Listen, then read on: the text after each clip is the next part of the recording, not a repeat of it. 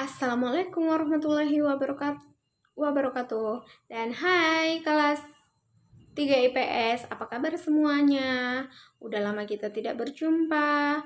Nah, untuk hari ini kita masuk ke materi kita tentang perencanaan tata ruang wilayah. Oke, sebelum Ibu menjelaskan materi kita, kenapa banyak di antara kalian yang sama sekali tidak mengumpulkan tugas sama ibu? Yang sering mengumpulkan tugas itu 3 orang, 4 orang paling banyak. Jadi setelah kalian nanti melihat video ibu ini, ibu mengharapkan, ya, ibu sangat berharap tugasnya tolonglah dikerjakan, dikumpul tepat waktu. Ini untuk kepentingan kalian juga. Nah, oke, paham? Oke, ibu lanjut.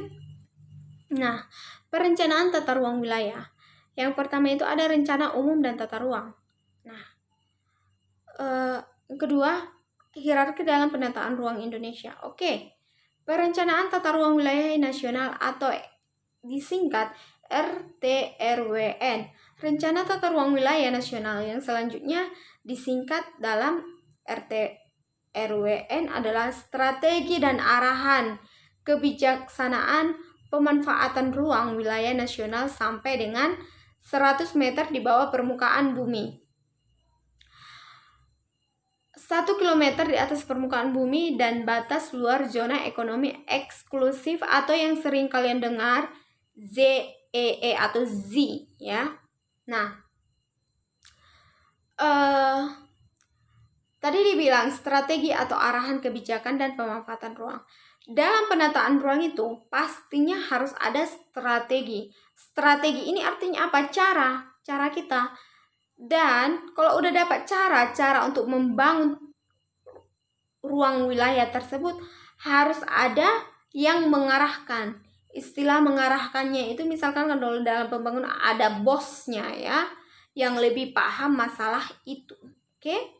Nah, sekarang ini bagian tentang rencana tata ruang wilayah provinsi, bagian tingkat provinsi atau RT/RWP adalah hasil perencanaan tata ruang yang merupakan penjabaran strategi dan arahan kebijakan pemanfaatan ruang wilayah nasional dan pulau atau kepulauan ke dalam struktur dan pola ruang wilayah provinsi.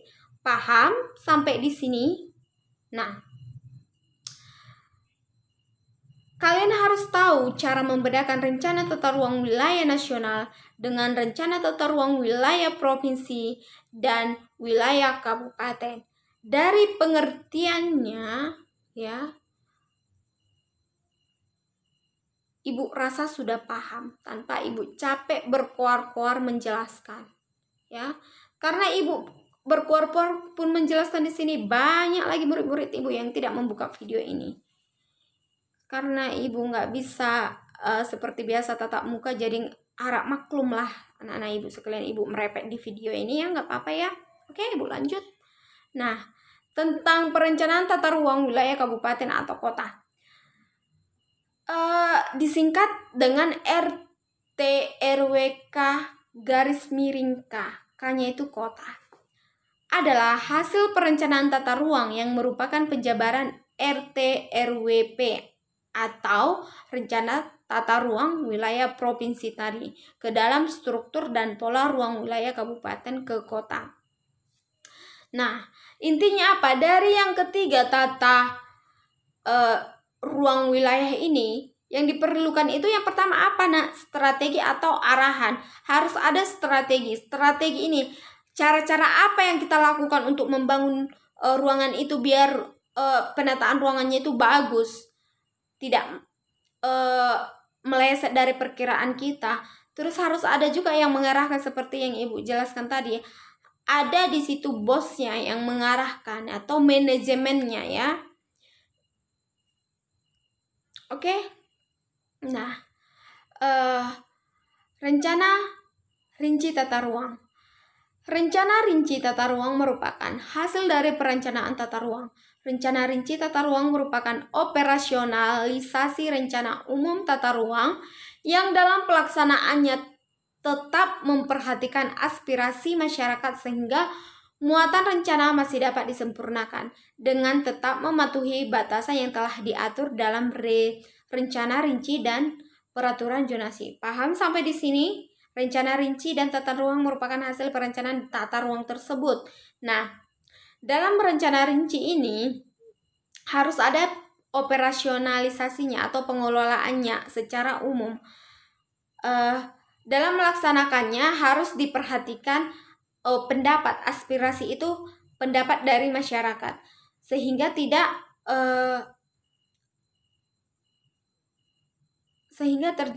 terjadi hal-hal yang menyimpang. Misalnya, kalau mau di desa A mau dibangun atau di kota A dibangun sebuah gedung tanpa ada musyawarah antara masyarakat yang di sana, maka akan terjadi pro dan kontra. Jadi kalau udah ada pro dan kontra, setuju atau tidak setuju, apalagi lebih banyak yang tidak setuju, itu akan berdampak tidak baik ya untuk pembangunan tata ruang dalam wilayah tersebut. Nah, Ibu lanjut. Rencana rinci tata ruang disusun berdasarkan nilai strategis kawasan atau kegiatan kawasan dengan muatan substansi yang dapat mencakup hingga penetapan blok dan subblok peruntukan. Jadi semua harus dirinci, harus ditata ya, tidak sembarangan dibuat. Oke? Nah, di sini yang pertama pemerataan pembangunan di Indonesia. Ada MDGs, Millennium Development Goal, ya, goals.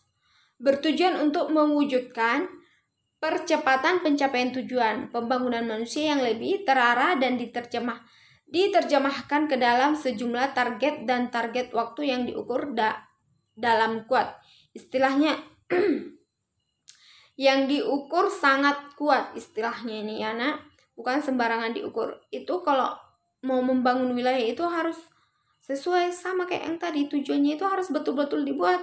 Jangan asal-asal untuk membangun tanpa ada tujuan. Misalkan kalau nggak ada tujuan, bagaimana kita mau mencapai keinginan kita? Harus ada tujuan dulu kan, baru kita tahu apa tahap-tahap atau langkah-langkah selanjutnya. Nah, ini yang kedua, yaitu rencana pembangunan jangka panjang.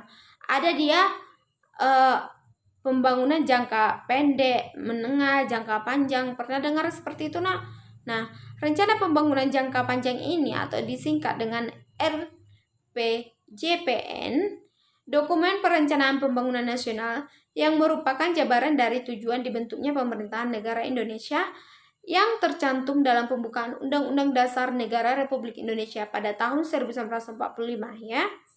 Sedangkan Program Nasional Pemberdayaan Masyarakat yang disingkat dengan PNPM ini bertujuan untuk mengurangi kemiskinan dan mengembangkan sistem di masyarakat pedesaan melalui investasi berjangka untuk mendukung produktivitas dalam membangun komunitas dengan melibatkan partisipasi masyarakat dalam desain dalam pembangunan.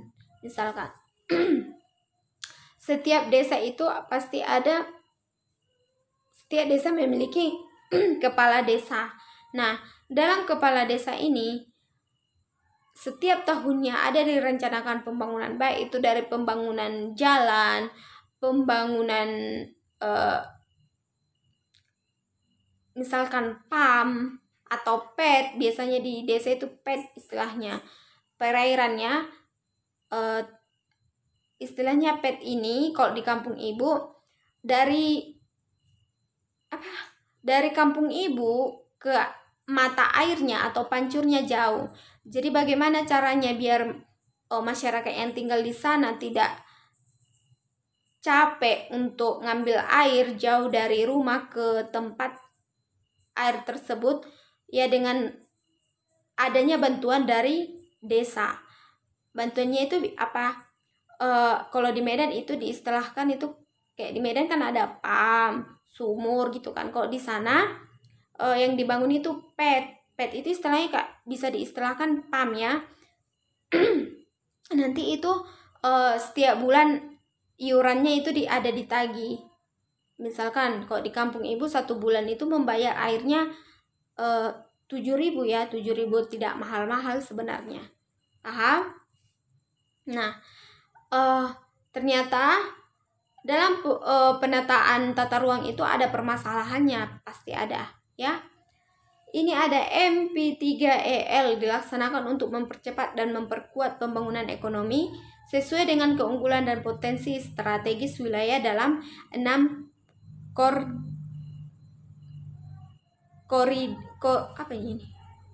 korida.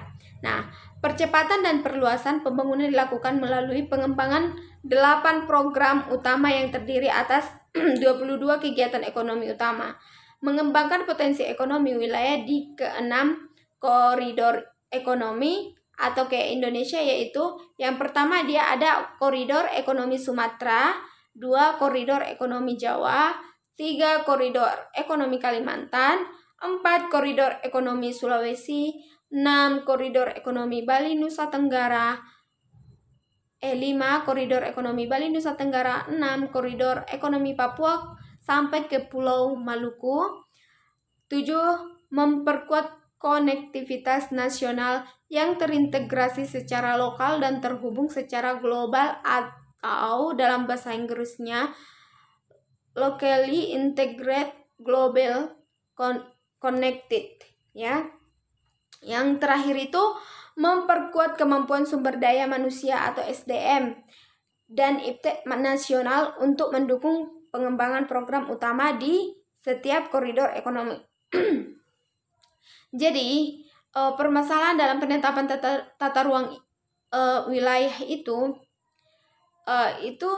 dalam dalam istilahnya itu MP3EI ya.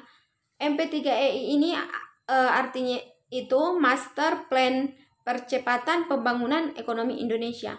Nah, ada berapa tadi percepatan pembangunan Indonesia itu? Ada 8. Yang pertama koridor ekonomi Sumatera. Nanti kalian lihat, coba dicari ya di internet ke-8 koridor ini. Misalkan koridor ekonomi Sumatera yang bagaimana, ya itu tugasnya. Nanti Ibu buat lagi di web ya tugas kalian. Sekianlah materi kita hari ini. Mudah-mudahan apa yang Ibu sampaikan bermanfaat. Wassalamualaikum warahmatullahi wabarakatuh.